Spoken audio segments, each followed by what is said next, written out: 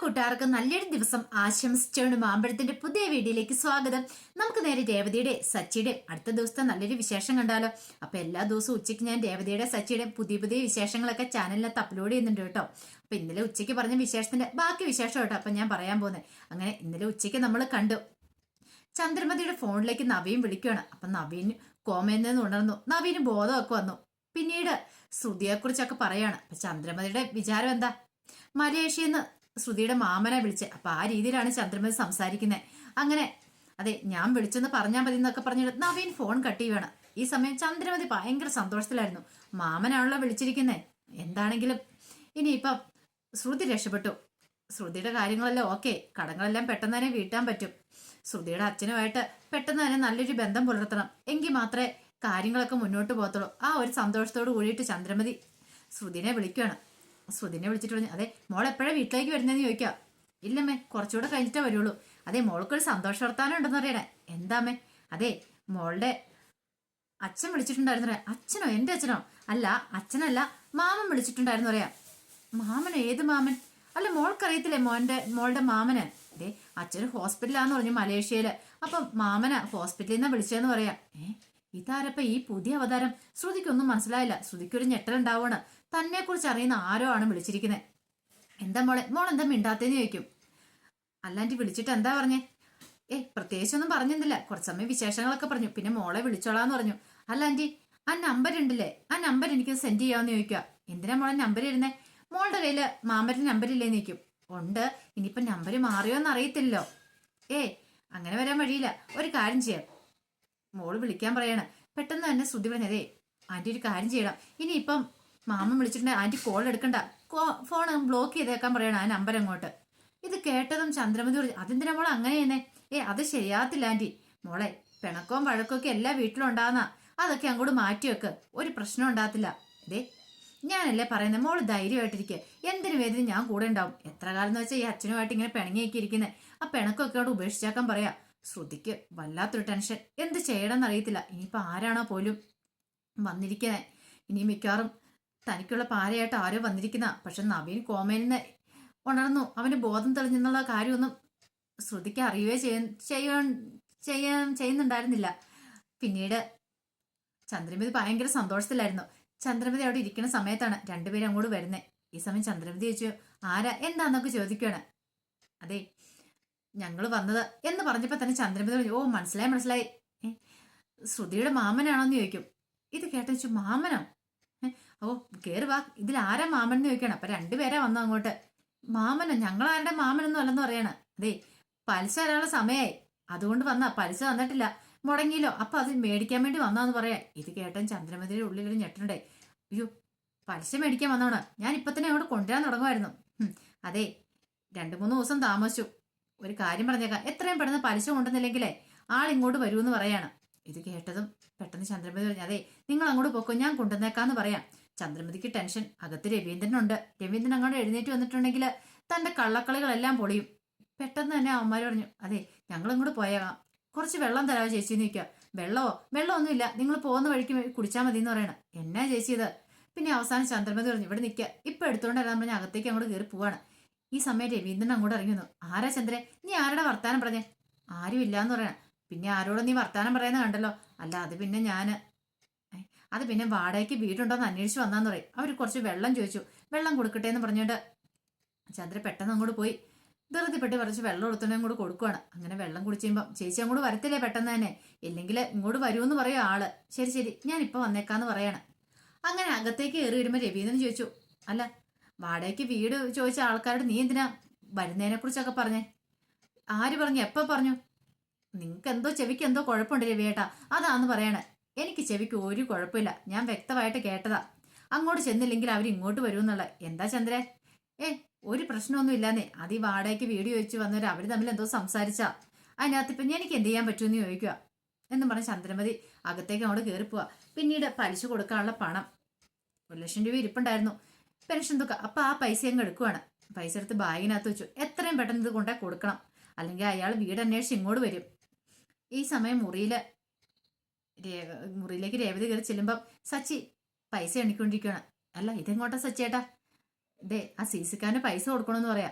ആണോ? എന്നാൽ ഞാനും വരട്ടെന്ന് ചോദിക്കും. അതെന്തിനാ? അല്ല, ഞാനും കൂടെ കൂടെ വരാന്നേ. ഇപ്പൊ നീ എന്തിനാ വരുന്നത്? ഞാൻ അയാൾക്ക് പൈസ കൊടുക്കാൻ പോയല്ലേ, പൈസ കൊടുക്കാൻ പോകുമ്പോഴത്തേക്ക് നീ എന്തിനാ വരുന്നേ? ഞാൻ അങ്ങോട്ട് വരുമല്ല, എൻ്റെ അമ്മേനെ കണ്ട് കുറച്ച് ദിവസം ആയില്ലേ, അപ്പം വീട്ടിലൊന്ന് കയറാം, സച്ചേട്ടൻ അവിടെ എന്നെ ഇറക്കി വിട്ട് പോയാൽ മതി എന്ന് പറയാം.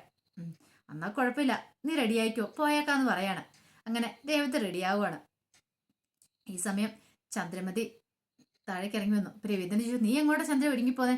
അതെ, എനിക്ക് പുറത്തു വരെ ഒന്ന് പോകണം, ബാമയുടെ അടുത്ത് വരെ ഒന്ന് പോകണം, ബാമയ്ക്ക് എവിടെയോ ഷോപ്പിംഗ് ഉണ്ട്, അപ്പൊ ആ കൂടെ ഒന്ന് ചെല്ലണമെന്ന് പറഞ്ഞിട്ടുണ്ടെന്ന് പറയാം. ഓ അങ്ങനെയാണോ, ശരി ശരി, ഞാൻ പോയിട്ട് വരാമെന്ന് പറഞ്ഞിട്ട് ചന്ദ്രമതി അങ്ങോട്ട് ഇറങ്ങി പോവാ.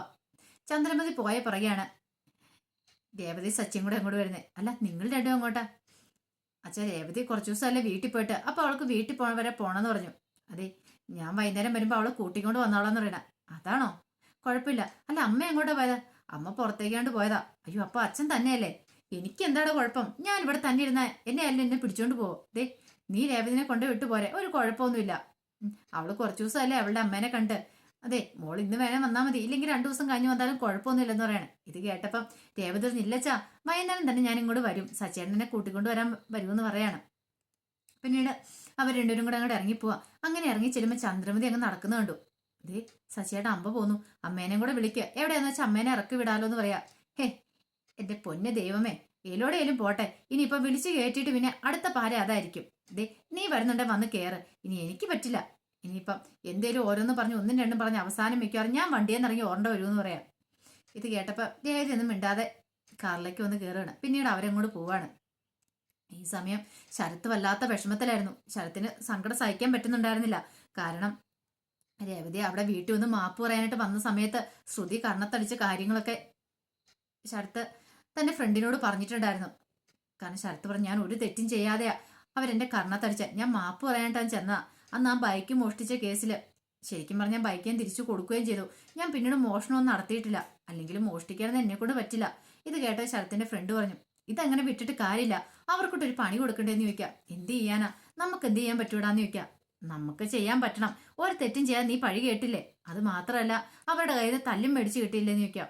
അതൊക്കെ ശരി തന്നെയാ, ഇതിന്റെ പേരില് എന്നാ അന്ന് ആ ബൈക്ക് മോഷ്ടിച്ചതിന്റെ പേരില എന്റെ അച്ഛൻ അന്നങ്ങ് അങ്ങനെയൊക്കെ സംഭവിച്ച, പാവം എന്റെ അച്ഛൻ. അതോടുകൂടി ഞാനൊരു ശബ്ദം ചെയ്ത, ഇനിയിപ്പോൾ ആരുടെ ഒന്നും മോഷ്ടിക്കത്തില്ലെന്ന്. എടാ, നീ മോഷ്ടിക്കുമൊന്നും വേണ്ട, പക്ഷെ ഒരു പണി കൊടുക്കാൻ പറ്റില്ല എന്ന് ചോദിക്കുകയാണ്. അല്ല, എന്താ നീ ഇത് ഉദ്ദേശിച്ചേ? നീ കേറ്, എന്താണെങ്കിലും ഒരു തെറ്റും ചെയ്യാതെ നിന്നെ മോഷ്ടാന്ന് വിളിച്ച് കർണത്തടിച്ചതല്ലേ, പിന്നെ 1 ലക്ഷം രൂപ അടിച്ചു മാറ്റിയെന്നൊക്കെ പറഞ്ഞു.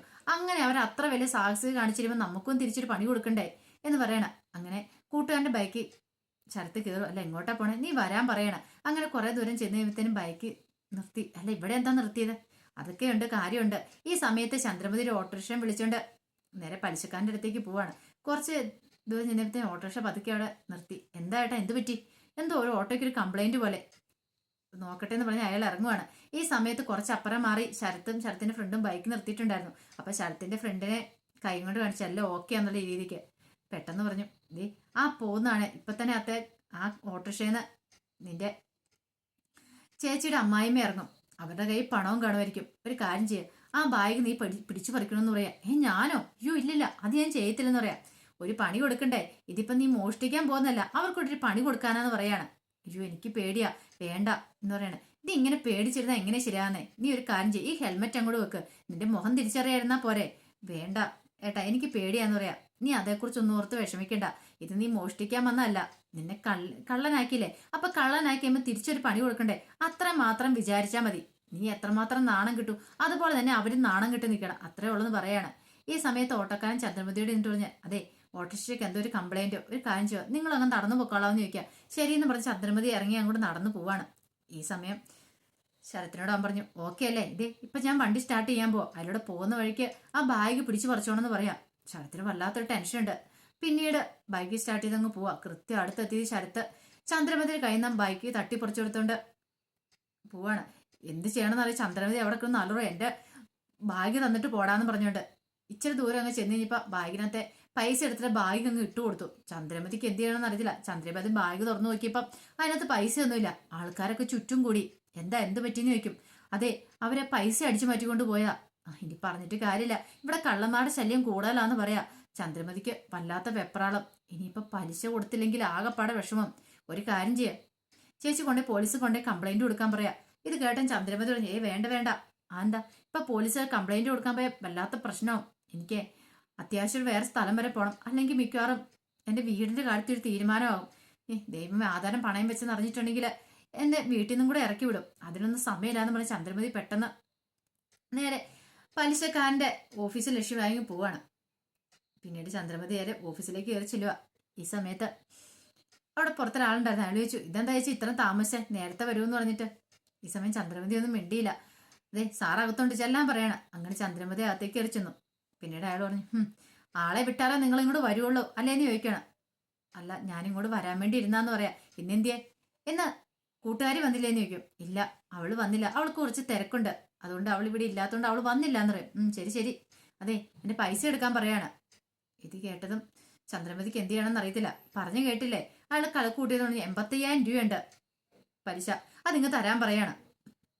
പെട്ടെന്ന് ചന്ദ്രമതി നോക്കി നിൽക്കുക. അപ്പൊ നിങ്ങളല്ലേ പറഞ്ഞേ പൈസ കൊണ്ട് തന്നേക്കാന്ന് പറഞ്ഞേ, എടുക്കാൻ പറയാണ്. ചന്ദ്രമതി ഒന്നും മിണ്ടുന്നില്ല. എന്ത് പറ്റി, പൈസ ഇല്ലേ, ഇനി വല്ല സ്വർണ്ണം എന്തായാലും ആണോ കൊണ്ടുവന്നിരിക്കുന്നത്, അതാണെങ്കിലും മതിയെന്ന് പറയാ. ഇത് കേട്ടപ്പോ ചന്ദ്രമതി പറഞ്ഞു, പൈസ ഇല്ലാന്ന് പറയണേ. പൈസ ഇല്ലേ, ആഹാ ഇത് ഭയങ്കര കോമഡി ആയി പോയല്ലോ. നിങ്ങളോട് പണ്ടേ ഊടായിപ്പാന്നുള്ള കാര്യം എനിക്ക് മനസ്സിലായതായിരുന്നു. അല്ല അത് പിന്നെ ഞാന് കാര്യം എന്താന്ന് പറയാം. ഇത് കേട്ടാൻ ചന്ദ്രമതിക്ക് കണ്ണ് നിറഞ്ഞു വന്നു. അതെ, പൈസ ഞാൻ തരാനായിട്ട് കൊണ്ടുവന്നാ, എന്നാ പിന്നെ എന്താ കുഴപ്പം, അതിങ്ങ് എടുത്തു തന്നാ പോരെ ബാഗിനകത്തുനിന്ന്. അല്ല, എടുക്കാൻ ബുദ്ധിമുട്ടാണ്, ബാഗ് കേട്ടെ ഞാൻ എടുത്തോളാന്ന് പറയണം. അതല്ല, വരുന്ന വഴിക്ക് 2 കള്ളന്മാര് വന്നിട്ട് ബാഗ് തട്ടിപ്പറിച്ചെന്ന് പറയണം. ഇത് കേട്ടതും പെട്ടെന്ന് അയാൾ പറഞ്ഞു, കൊള്ളാം, നല്ല കഥ, എന്താണ് സൂപ്പറായിട്ടുണ്ട്, ഇത് ഞാൻ വിശ്വസിക്കണം അല്ലേ. ഇത് വിശ്വസിക്കണം, കാരണം ഇല്ലെങ്കിൽ അവിടെ നാട്ടുകാരൊക്കെ ഉണ്ടായിരുന്നു, അവരോട് പോയി ചോദിച്ചാൽ അറിയാന്ന് പറയണം. ഓഹോ അങ്ങനെയാണല്ലേ, അപ്പൊ അവരോട് ഞാൻ പോയി ചോദിക്കണം, നിങ്ങളെയും കൂട്ടിക്കൊണ്ട്. എനിക്കതല്ലേ പണി. ഒരു കാര്യം ഞാൻ പറഞ്ഞേക്കാം, നിങ്ങളുടെ ഊടായ്പൊന്നും എൻ്റെ അടുത്ത് വേണ്ടെന്ന് പറയണം. അയ്യോ പൊന്നു സാറേ, ഞാൻ പൈസ കൊണ്ടുവന്നാ, ഞാൻ പറഞ്ഞ സത്യമായിട്ടുള്ള കാര്യമാണ്. അതെ, നിങ്ങളുടെ ഊടായ്പൊന്നും എൻ്റെ അടുത്ത് വേണ്ട, നിങ്ങൾക്കുള്ള പണി ഞാൻ തരാന്ന് പറയാണ്. പിന്നീട് അവിടെ നിന്ന് ഒരാളെ അങ്ങോട്ട് വിളിക്കുകയാണ്. അതെ, ഇവരെ കൊണ്ടുപോയ മുറിയിലേക്ക് അങ്ങോട്ട് പൂട്ടിയിടാൻ പറയാ. ഇത് കേട്ടൻ ചന്ദ്രൻ ഒന്ന് ഞെട്ടി. അയ്യോ, എനിക്ക് എന്നെ പൂട്ടിയിടല്ലെന്ന് പറയണം. പൂട്ടിയിടോ അല്ലേന്ന് ഞാൻ കാണിച്ചുതരാന്ന് പറയണേ. ആ ബാഗ് ഇങ്ങ് മേടിച്ചോളാൻ പറയണേ. ബാഗിനകത്ത് ഫോണുണ്ട്, ഇവരുടെ വീട്ടിൽ നിന്ന് വിളിച്ചപ്പോൾ ഞാൻ കാര്യങ്ങൾ പറഞ്ഞോളാന്ന് പറയാണ്. ചന്ദ്രമതി ആകെപ്പാടെ പെട്ടിരിക്കുക, എന്ത് ചെയ്യണമെന്നറിയില്ല. ചന്ദ്രമതി പറഞ്ഞു, വേണ്ട സാറേ വേണ്ടാന്ന് പറയാണ്, കൊണ്ടാൻ പറയണം. അങ്ങനെ ചന്ദ്രമതിനെ കൊണ്ടുപോയി മുറിക്കകത്തേക്ക് ഇങ്ങോട്ട് അടയ്ക്കുക. ചന്ദ്രമതി അവിടെ കിടന്ന് അയ്യോ പൊത്തോന്ന് പറഞ്ഞിരുന്നത് കരയുക. എന്നെ തുറന്നു വിട്, എന്നെ തുറന്നു വിട്, വീട്ടിൽ അറിഞ്ഞിട്ടുണ്ടെങ്കിൽ വല്ലാത്ത പ്രശ്നവും, ഞാൻ പൈസ എങ്ങനെയെങ്കിലും കൊണ്ടു തരാമെന്നും പറഞ്ഞ്. പക്ഷെ ഇതൊന്നും അയാൾ കേട്ടില്ല. അങ്ങനെ അതിന്റെ വിശേഷങ്ങളൊക്കെ നമ്മൾ കാണുന്നത്. ഇതിന്റെ ബാക്കി വിശേഷമായിട്ട് നാളെ ഉച്ചയ്ക്ക് വരാം കേട്ടോ. അപ്പൊ ഇത് വരാൻ പോകുന്ന ദിവസത്തെ വിശേഷം കേട്ടോ, ഇന്നോ നാളെയല്ല, ചിലപ്പോൾ അടുത്ത ആഴ്ച അല്ലെങ്കിൽ ഞാൻ പിന്നത്തെ ആഴ്ച ആയിരിക്കും വിശേഷങ്ങളൊക്കെ കാണിക്കുന്ന കേട്ടോ. അപ്പൊ ഞാൻ അഡ്വാൻസ്ഡ് ആയിട്ട് ഇത് പറയുന്നുള്ളൂ കേട്ടോ. അപ്പൊ എല്ലാവരും മറക്കാതെ കയറി കാണണം കേട്ടോ. ആദ്യമായി കാണുന്നവരാണെങ്കിൽ ചാനൽ ഇഷ്ടപ്പെട്ട ഒന്ന് സബ്സ്ക്രൈബ് ചെയ്യാനും മറക്കരുതേ. അതോടൊപ്പം തന്നെ കണ്ടുകൊണ്ടിരിക്കുന്ന എല്ലാവരുടെ സപ്പോർട്ടിലേക്കും തുടർന്നും പ്രതീക്ഷിച്ചുകൊണ്ട് ഒരിക്കൽ കൂടി എല്ലാവർക്കും നല്ലൊരു ദിവസം ആശംസിച്ചു നിർത്തുന്നു. നന്ദി.